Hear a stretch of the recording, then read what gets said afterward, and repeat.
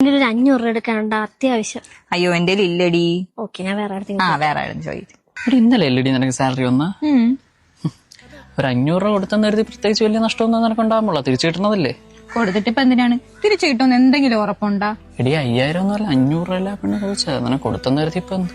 500 രൂപ എനിക്കത്ര സില്ലിയൊന്നുമില്ല. 100 രൂപയിൽ എനിക്ക് അതിന്റേതായ വിലയുണ്ട്. കൊടുക്കണേനൊന്നും കുഴപ്പമില്ല. കൊടുത്തിട്ട് പിന്നെ വാങ്ങാൻ നടക്കണേന് കഷ്ടം. തരാന്ന് പറഞ്ഞ് നടക്കും. ഇതാകുമ്പോ ഇല്ലെന്ന് പറഞ്ഞാൽ അപ്പോഴത്തേക്കുള്ളൊരു ബാഡേ ഉള്ളൂ. കൊടുത്തിട്ട് വാങ്ങാൻ നടന്നു കഴിഞ്ഞാൽ ഉള്ള ബന്ധം കൂടെ എനിക്ക് നഷ്ടവും. എനിക്ക് വയ്യടേ. നിന്റെ ഈ നിലപാടിനടുത്ത് ഞാൻ യോജിക്കണമൊന്നുമില്ല. നീ യോജിക്കൂല. നീ ഒരു 5 മാസം മുമ്പ് എന്നെ ഒരു 5000 രൂപ കടം വാങ്ങിയില്ലേ? എടി അത് പെട്ടെന്നൊരു അത്യാവശ്യത അത് കണ്ട, ഞാൻ ബാഡായിട്ട് ചോദിച്ചതല്ല. ഈ ഒരു കാര്യം നിന്റെ അടുത്ത് വേറൊരു രീതിയിൽ ചോദിച്ചാൽ നമ്മളെ ബന്ധം എവിടെ വെച്ച് നിൽക്കൂലേ? നീ പറ. അത്രേ ഉള്ളൂ.